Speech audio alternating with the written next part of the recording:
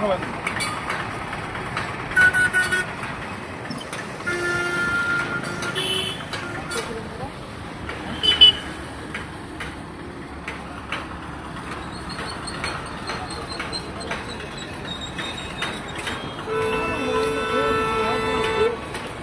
মুখটা খারাপ করে দেন বস্তু নালা থেকে যাবো না